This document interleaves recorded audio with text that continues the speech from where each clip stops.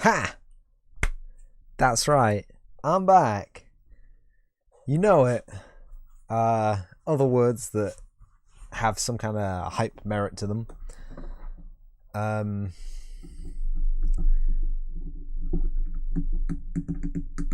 It's real cool that my desk cam doesn't have a viewfinder. There we go. That's nice.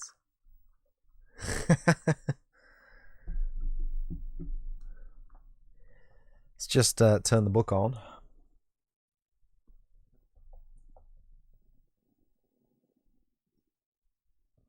There we go.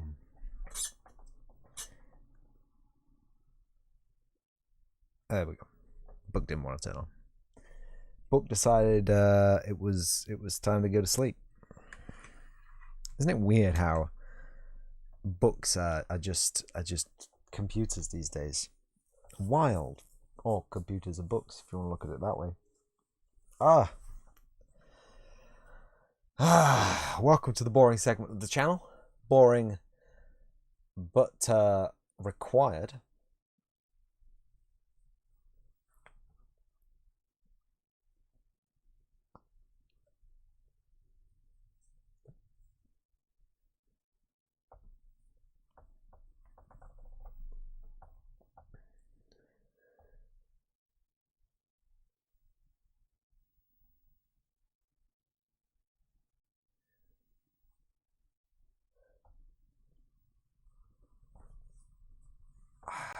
Right. I should begin, in fact. What are we going to be learning about today? I'm sure. Thank you, Visual Studio. Thank you. There's some real big glare on my screen right now. I'm sorry if I can't read something that goes on. It is directly over chat, and that's difficult. I've opened the wrong book. I'm sorry, that's unreal. C++ Primer 5th edition, please. Library vector type. Yes. So,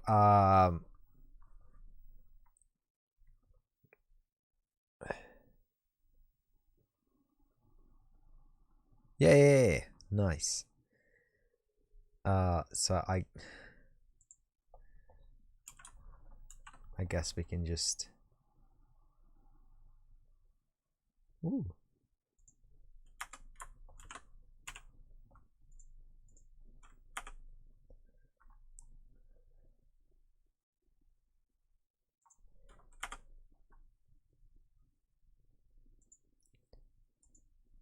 So that was so that's sales data. This is string.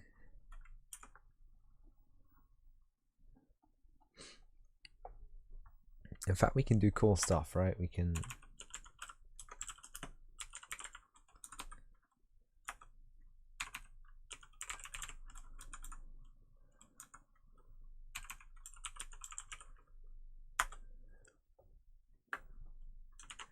And we can save it.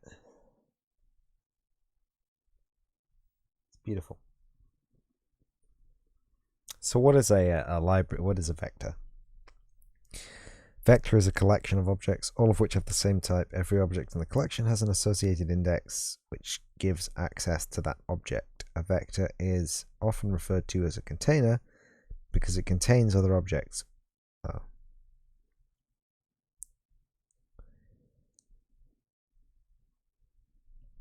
Okay. Thank you. New posts on the Facebook. Not using that. Sharp include.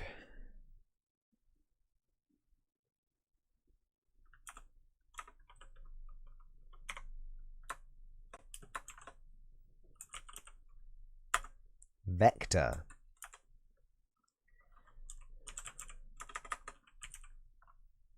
And we got to use the namespace.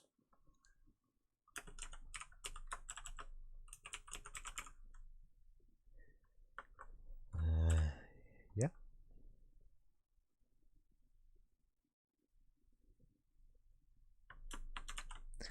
Cool. So, please. Everyone's posting to Facebook right now. What the hell's going on? Jesus, it's almost 5 p.m. What the hell? Where did my day go? Welcome to the Mouth Noise stream. Didn't get that last stream, did you? Ah, no. A travesty, I'm sure. Jeez, there's sun in my eyes. This is so unlearning.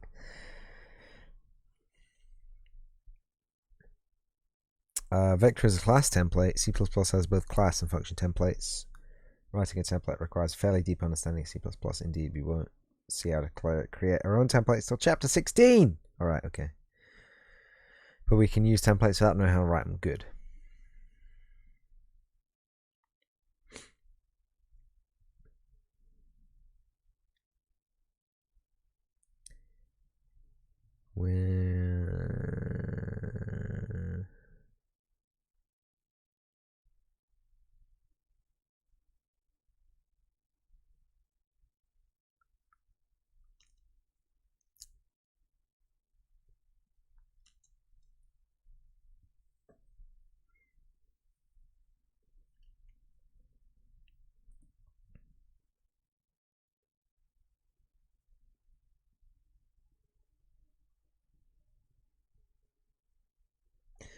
So when you make a vector, you tell the vector what kind of variable the vector will hold onto, and when you instantiate a vector of that type, that is what it is told. You can have vectors of variables, you can have vectors of objects. Oh, I guess, yeah. You have vectors of objects. Vectors themselves are objects and can be vectors of them. You can have a vector of a vector. You can have vector objects that hold vector objects within them. That's cool.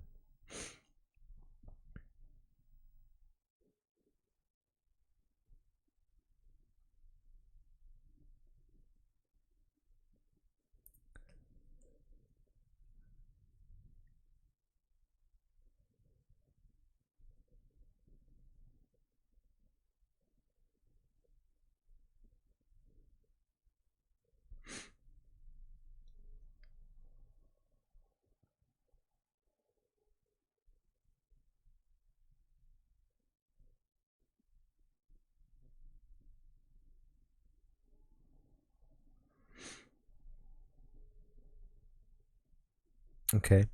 White space around the final closing right angle bracket might be required for some crustier compilers.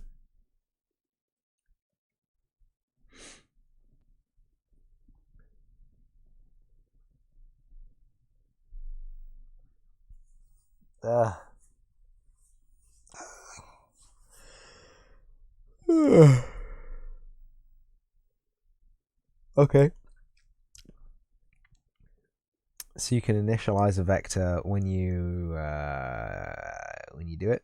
You don't initialize them. You instantiate. You can instantiate a vector from another vector if you have a vector and then you have another vector of the same thing, and then you put brackets to the first vector. It will copy the vector to the other vector. It's a little bit confusing.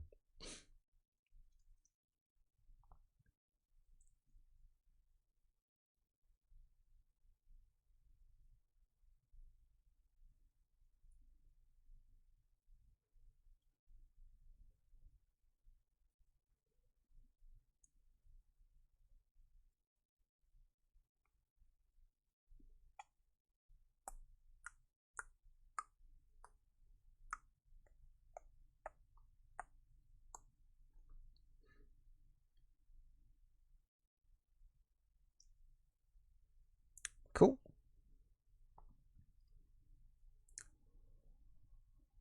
Cool.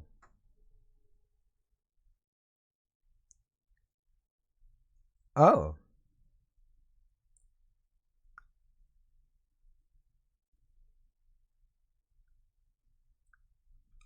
So a vector can be used. I don't want to jump the gun and say similarly to an array, but the the values, the size of a vector, and the values held inside a vector can change dynamically, apparently.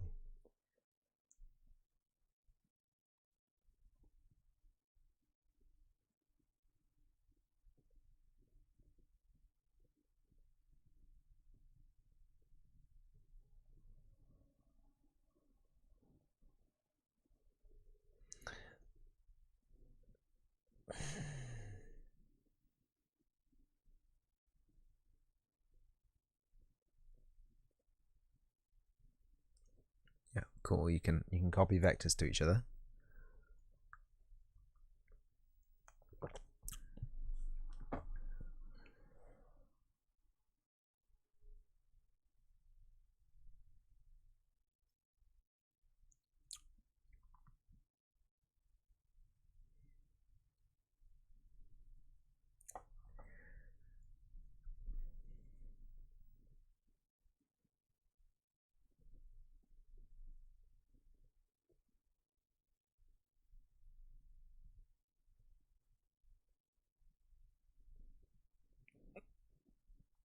Okay, so when you're adding things to a vector, you're going to use curly braces.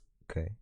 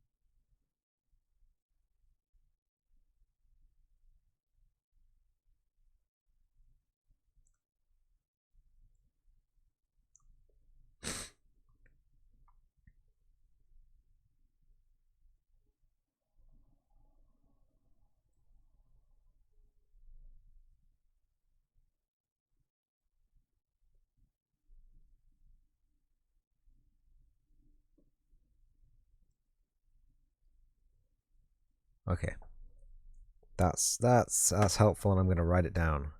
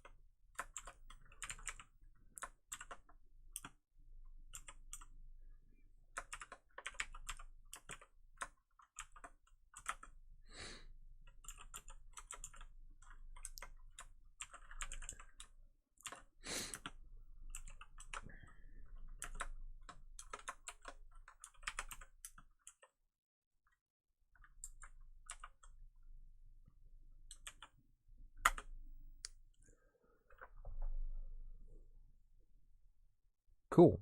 So vector 1 has 10 initialized ints.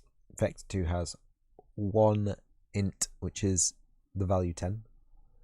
Vector 3 has 10 ints initialized to 1. And Vector 4 has 2 ints initialized to 10 and 1.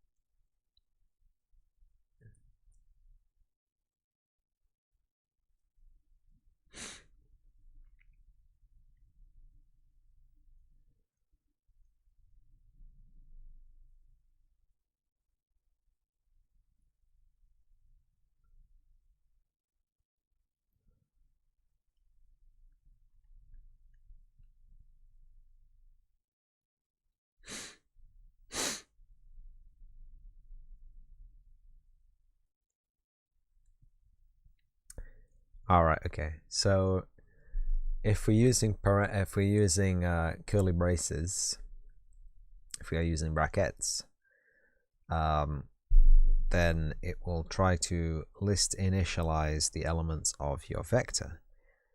However, if it cannot list initialize the elements of your vector using the information within the curly braces, for example, if the information of the curly braces has a... Why is my phone open at the back? That's not good. That's not clever. If say you were initializing a string vector with a 10 and then an n, this inside brackets, the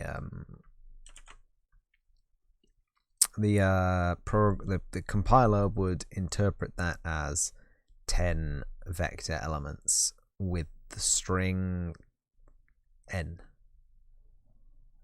I guess it'd be a char, but that's a 2-digit string, 2-character string, right? Be n and then null. But then it would do 10 of those, because 10 as a number without quote marks is an int. Explicitly, it's not a string literal, and therefore it's used to initialize the size of the vector.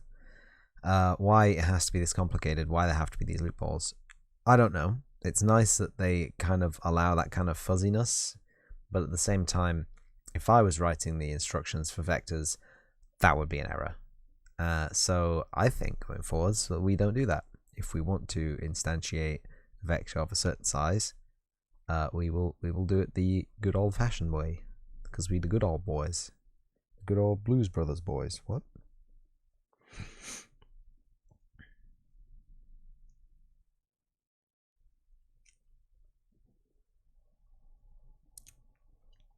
So when you create a vector by specifying its size, it's called construction. You are constructing the vector.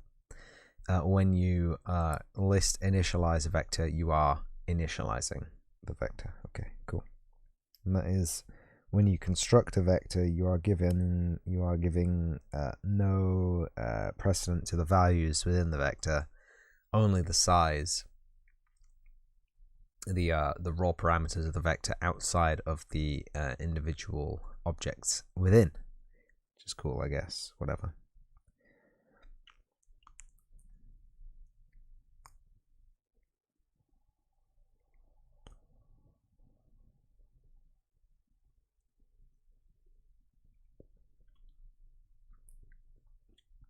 Which, if any, of the following vector definitions are in error? For those that are legal, explain what the definition does. For those that are not legal, explain why they are illegal. Vector int ivenc. That's fine. That constructs, or that defines a vector of vector ints or int vectors called ivenc. It's fine. So it's ivec, not ivenc. Vector string svec equals ivec, you cannot construct or initialize a string vector with an int vector vector string svec. 10 null is fine. That initializes a vector for strings that is 10 vecty boys, 10 objects long, and each of those string objects is the string literal null, N-U-L-L. Good. How many elements are there in each of the following vectors? What are the values of the elements? Vector int v1, there are no elements in vector int v1. Vector int v2 brackets 10, there are 10 uninitialized ints, so there'd be 0, 10 zeros. Vector int v3 10 42, there are 10 objects in v3 and they are the number 42. Vector int v4 10 in curly braces, there is one object in v4 and it is a 10. Vector int v5 10 42 in curly braces, there are two objects in v5, they are 10 and 42. Vector string v6 10 in curly braces, there are 10 objects in v6 and they are uninitialized strings. Vector string v7 curly braces 10 high string literal, there are 10 objects in v7 and they are all the string literal high, hi. Cool.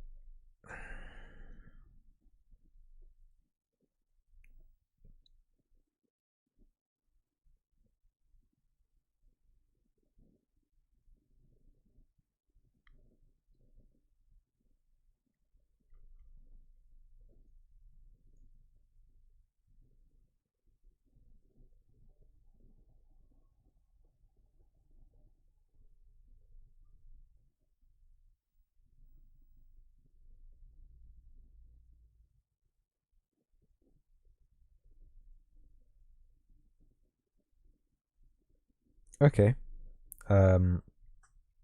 So to add elements to a vector, you can use the function. Sorry, it's not a function. It is here listed as a vector member named pushback. So it is a... Oh, I see. Yeah, okay.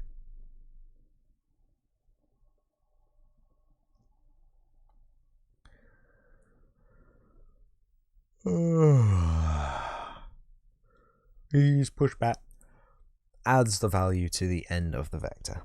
It's very nice.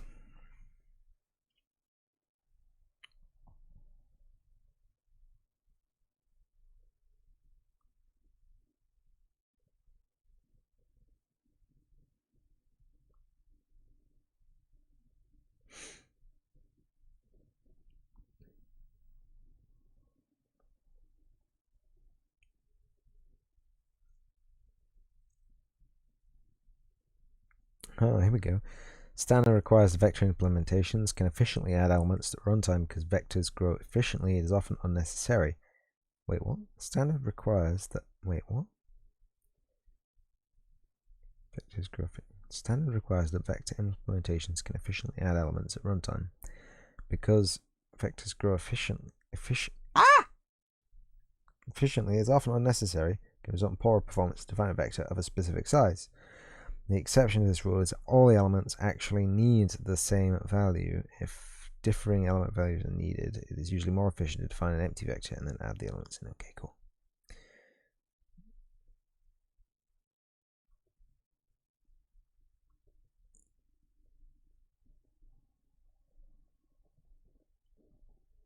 So yeah, if you are a C jockey or a Java noob, you might be defining vectors similarly to arrays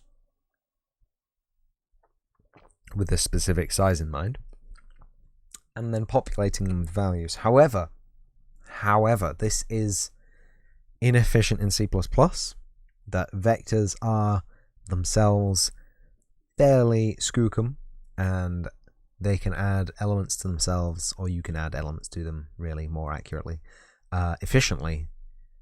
So it's less brain consume to have a vector of an undefined size, a non-specified size, an uninitialized vector, so a vector with no elements, and then add the elements that you need into the vector at runtime. Oh yeah, this is the technology that I've been waiting for, baby. Bring it on. You have no idea, like working with arrays, and it's like, your array was only like 64 things long. This is a 65th thing, so now your program is just crashed. Yeah, boy. So yeah. Simplicity imposes new obligation on programs must ensure that any loops we write are correct, even if the loop changes the size of the vector. Yes, that is a very good point. If you have an array, obviously the array will have a size, a defined type, everything like that, and it's good because it will throw up an error if you try and fuck with it beyond those limits. So if you have a loop which skips over digits, or doesn't do proper termination checking, or is somehow mistakenly infinite, whatever you've done, you did it bad. And it's very important to not have infinite loops where you don't need the infinite loops. In fact, if at all ever needing an infinite loop, if you want something to do infinite loops, this is the modern day. You should be using either, is that broken? I'm going to check that later. You should be either using multi-threading to run the infinite loop on a thread outside of your program, or asynchronous programming so that the thread executes parallel to the rest of your program. So you're not taking up the program, essentially, the program's compute time, only with this one loop. We've gotten distracted though. That's deep. That's deep stuff. And yeah, that's very deep. Write a program to read a sequence of ints from cin and store those values in a vector. Okay.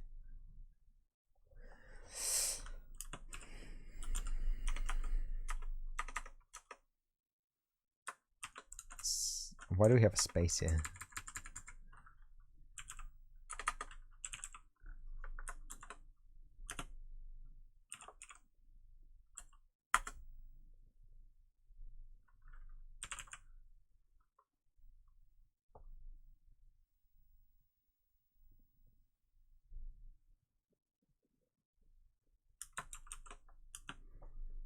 I've done this wrong, haven't I? I keep forgetting which way they go. Oh.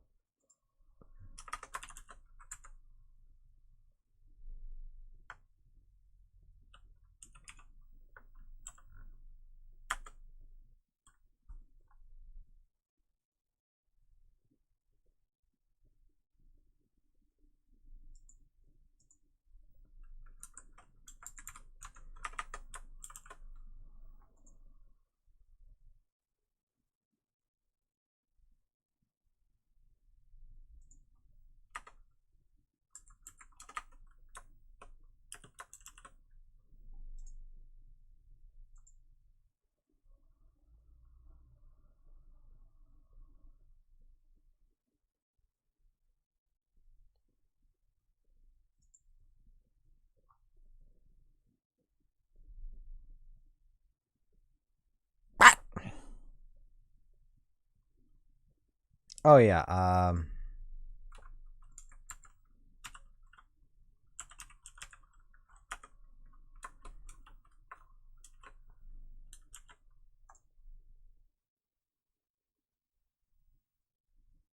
Is that not?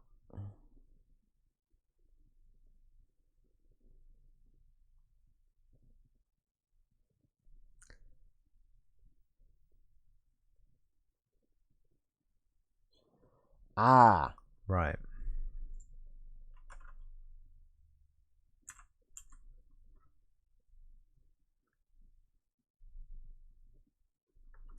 Okay.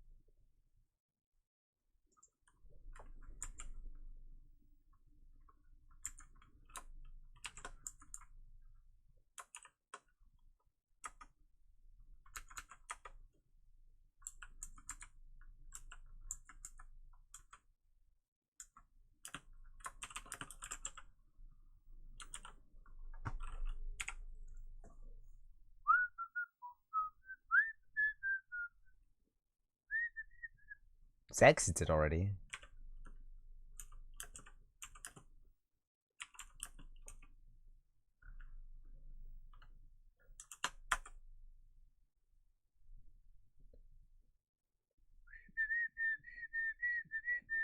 What the fuck? Woo!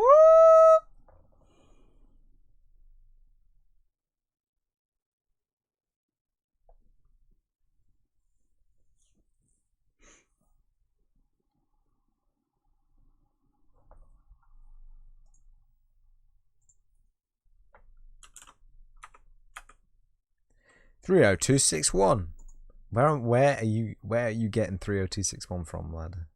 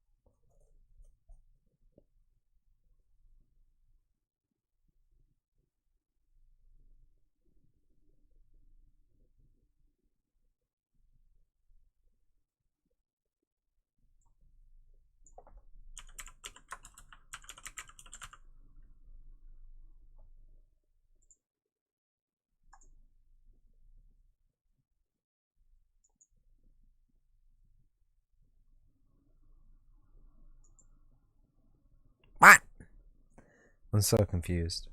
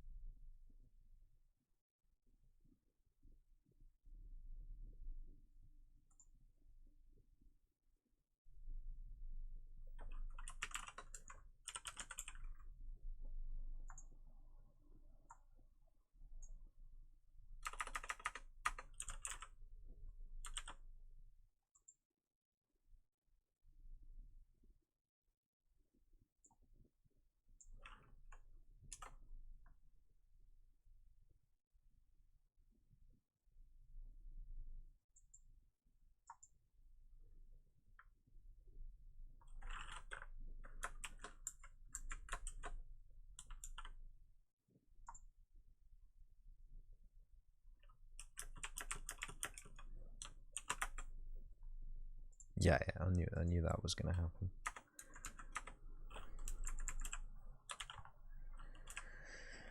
this as well.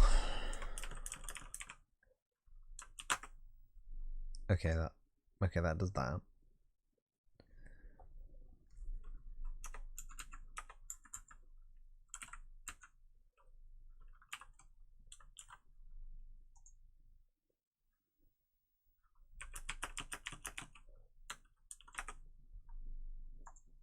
Ah, okay. So they work like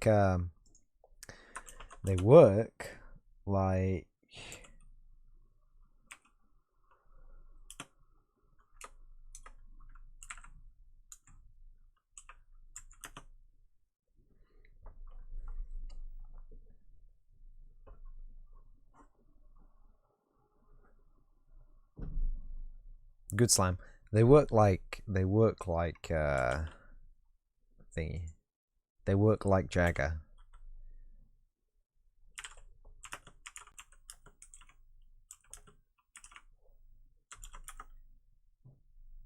$32.10. $32.10. So they work like arrays. Fuck. Why can I never remember that word? Thought they said coffee was good for your memory. Stave off Alzheimer's. Ah!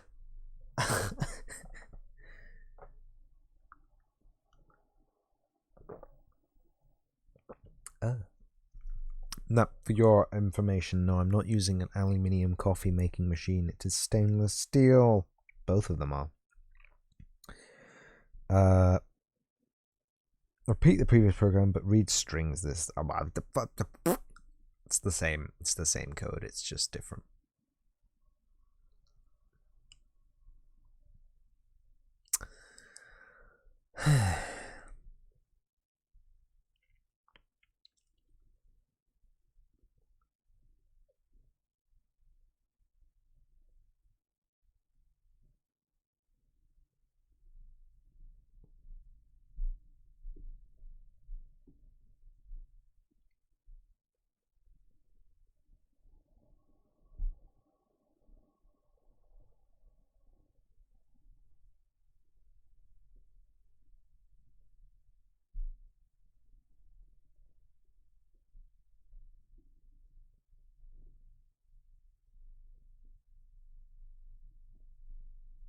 So you can use a CSV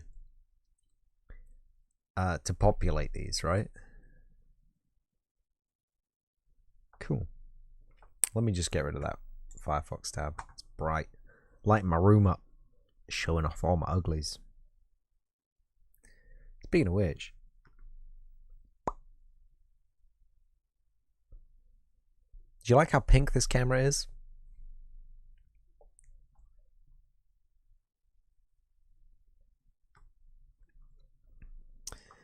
There's a big reason for that. You'll freak out if I told you, though. You'd be like, no way.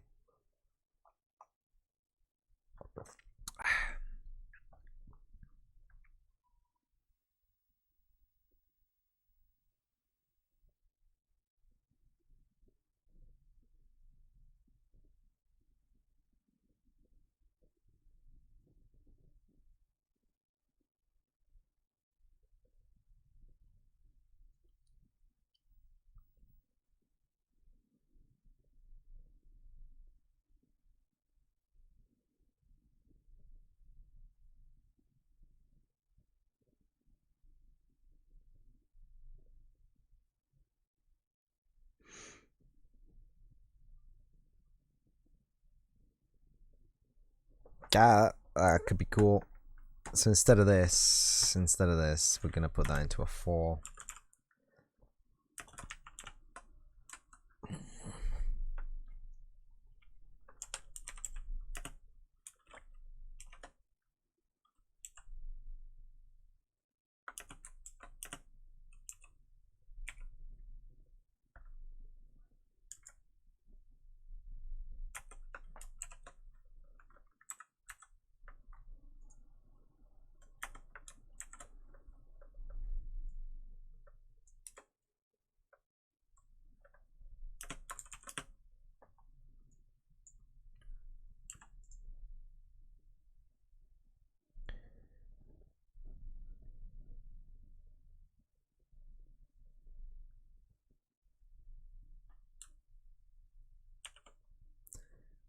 That should work. Don't mess with me.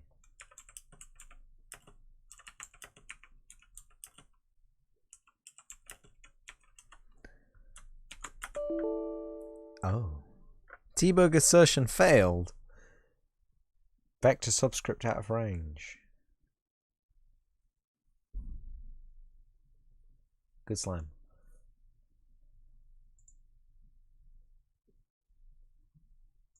Whoa.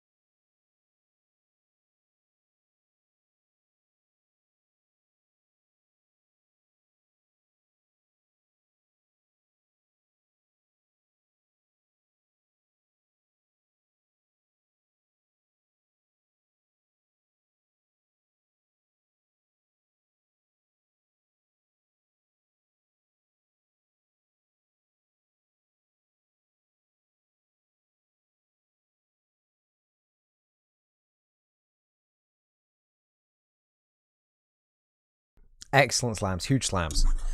Choke slams, body slams, pile drivers, clotheslines. We got it working, don't worry.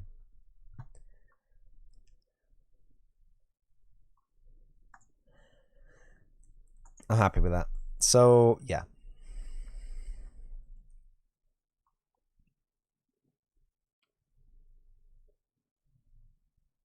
Yeah, I was trying to bowl too hard. I was trying to go too fast. It's the wrong kind of syntax if I wanted to use v square brackets I. You got to use you got to do a while loop. Gotta do a while loop. Yeah. Some of this C++ syntax is a lot a lot nicer than C++ syntax. A lot friendlier. I'm gonna say that. Woo. So before, you would get the range of the thing that you wanted to print out, and then you would for the range. Then you'd have an iterator, an int, to store the iterative. You'd go to the position of the iterative, which starts at 0. You print it out. You'd increase the iterator. This, it's just for i's in v, print I. Sorry, the reference I is in v, print I, but you get the idea. It's the same thing. That's great. It's just so good.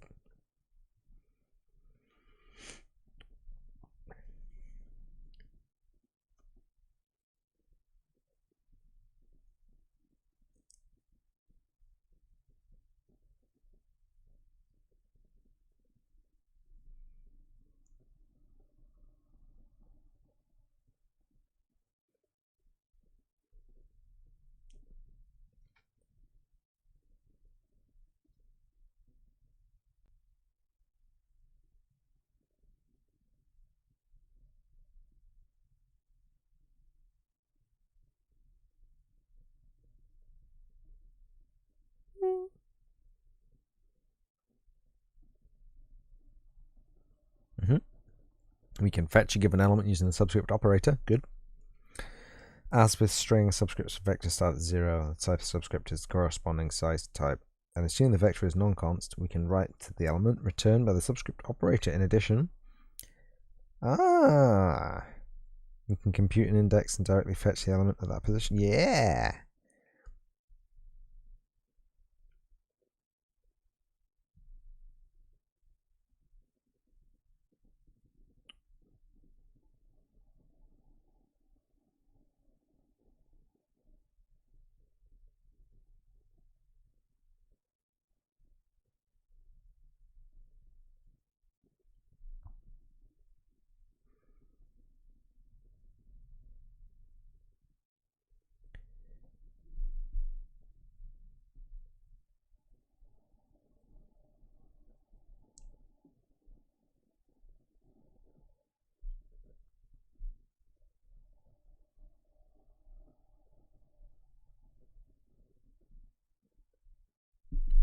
Okay, it's doing something weird here.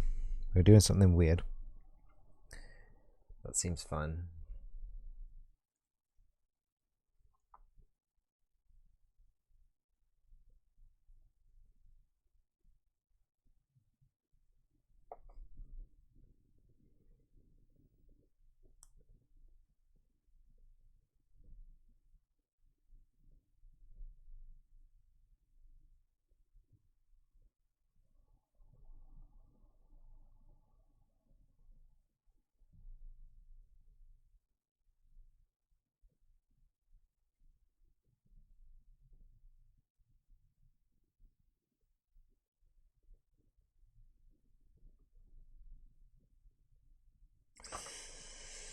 Huh. That's pretty cool. That's some pretty cool. Yeah, no, that's cool.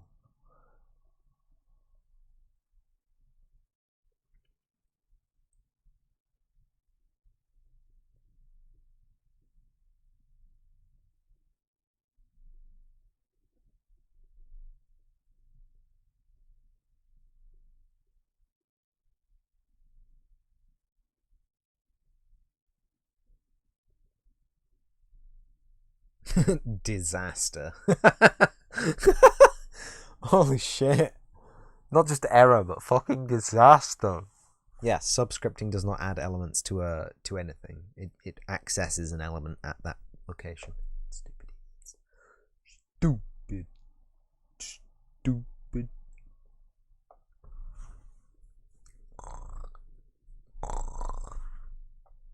Just use pushback for vector. I don't know why I'm so tired. Yawning this whole damn stream. You got to use pushback for vectors.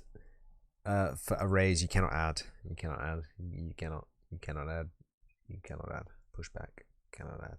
Write a program to print the size and contents of the vectors. Exercise 313. Boom. Done.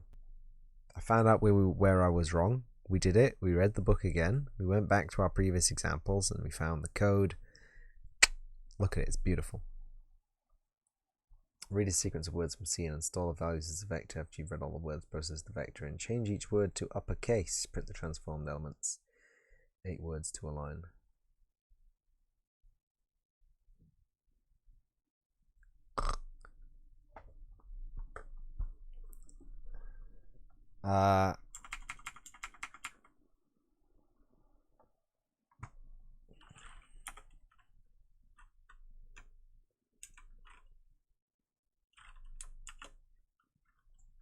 I wish you would stop doing that.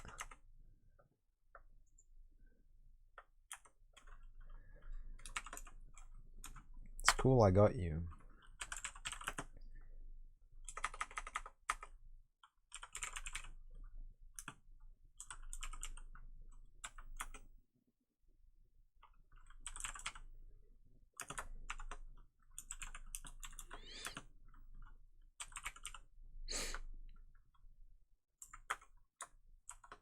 Did I just spell fucking while wrong? Jesus Christ. It's worse than I thought. Oh yeah.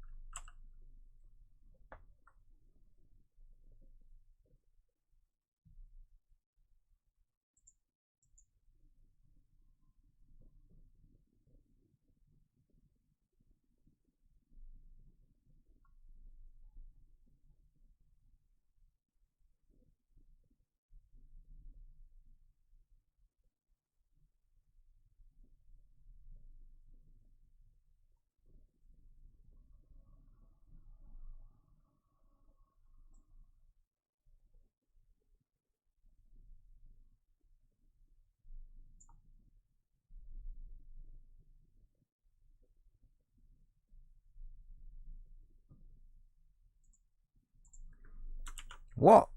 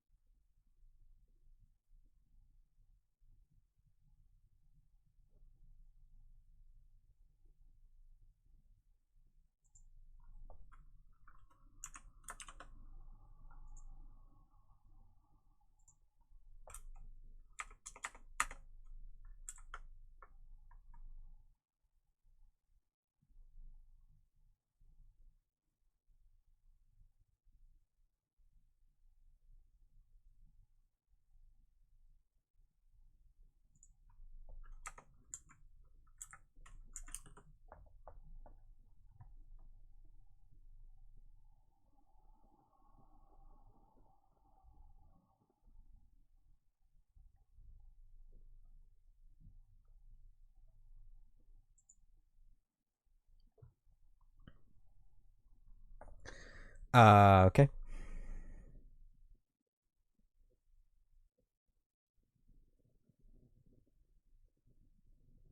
Okay, we're on 153.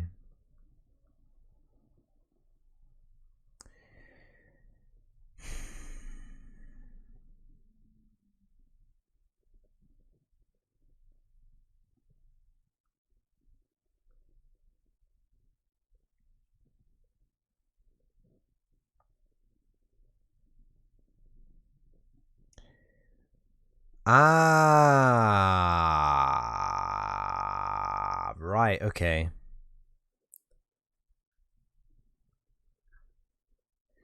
Okay, is upper two upper works on a character.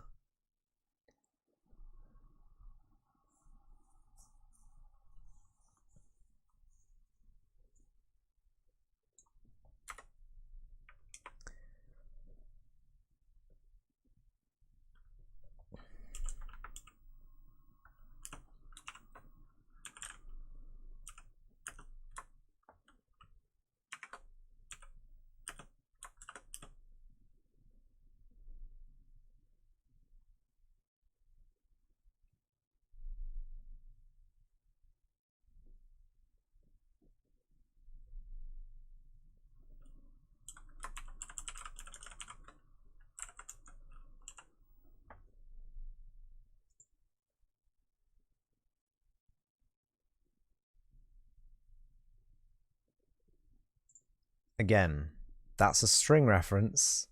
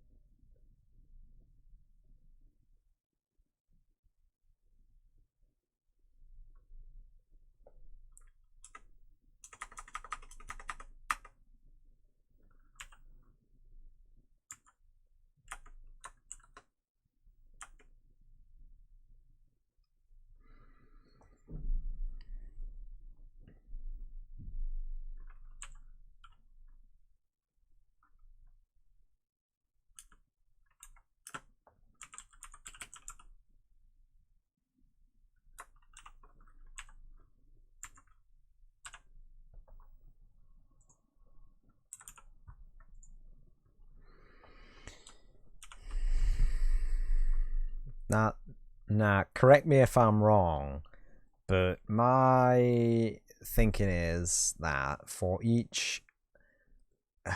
Christ. Oh, that's not a good feeling. Please don't say I'm going to die from doing C++. I feel like I might. I feel like these set of exercises is going to be the end for today. Jesus. Okay, so for auto I in uppercase, so for every entry in uppercase, and each entry is a string, so this is a string reference, we get our string reference, and for each char reference in string I equals to upper char. No.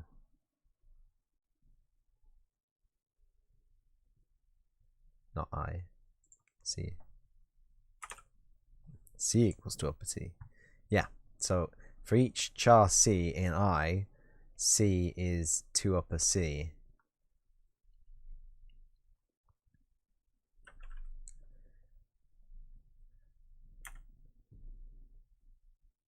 and then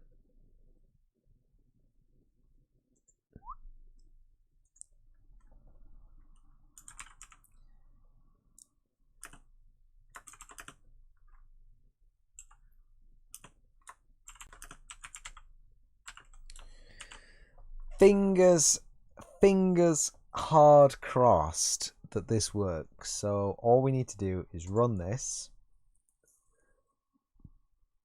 We're gonna write poopy with a capital Y, boob with a capital B, and Master Chief.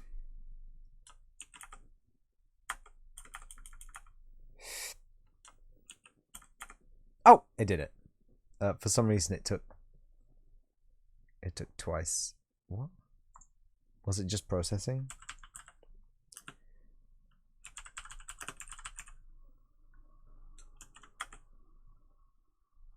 Just gonna wait.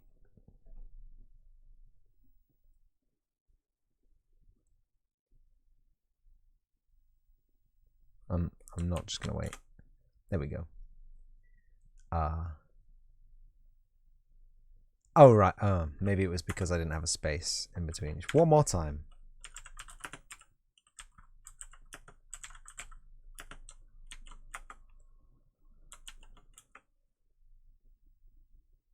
It keeps thinking of the Terminator as a string, but that for all intents and purposes that works fine. I'm so glad I worked that out. That it's sometimes a little bit cryptic.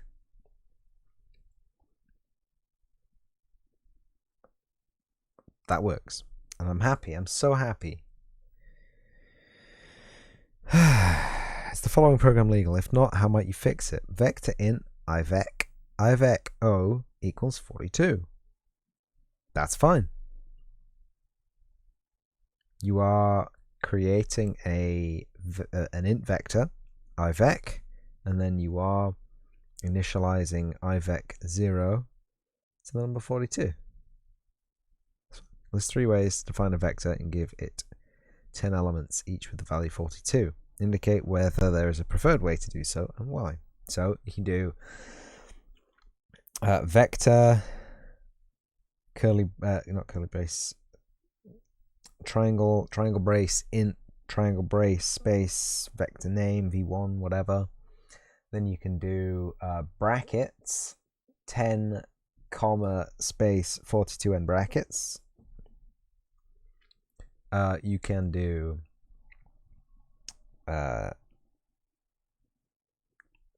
3 ways to define a vector and give it 10 elements. I guess you can copy that. Vector in v2 curly brackets, and then the number 4, the number 2, and then a comma, and then a space 10 times. You fucking madman. Or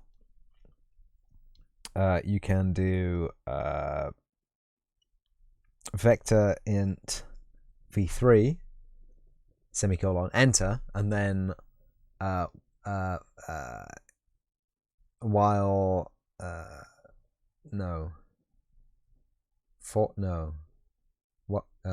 while I is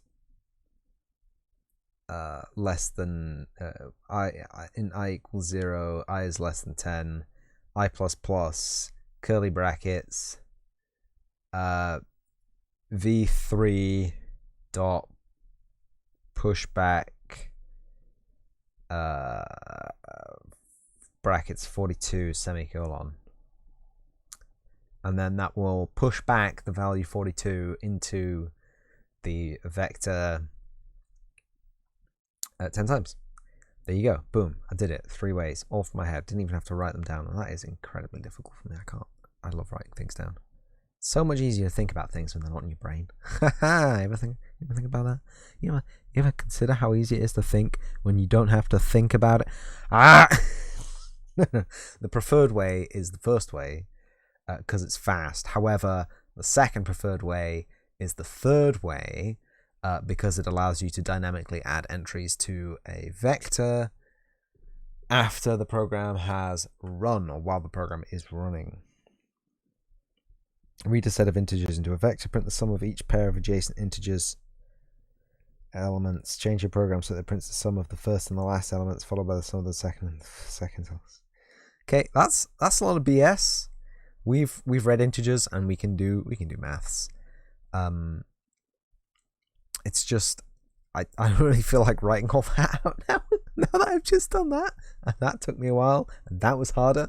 This is going to be asinine, so I think we're just going to leave that there. And I'm not just saying that flippantly. I'm not just saying that flippantly. Honestly, I think that the maths in C is most of the time asinine. It's just adding up, and it's just finding the right values to add up, and it's just getting to the right values to add up anyway. And this is just going to be stupid, you know what I'm saying? It's going to be a waste of my time and yours to go through this exercise because it's so mind-numbingly simple. So, without further ado, I will end the stream. Thank you so much for watching the live video if you came to watch the live video. Thank you also for watching the video on demand if you came to watch the video on demand. And as always, I will see you in the next episode.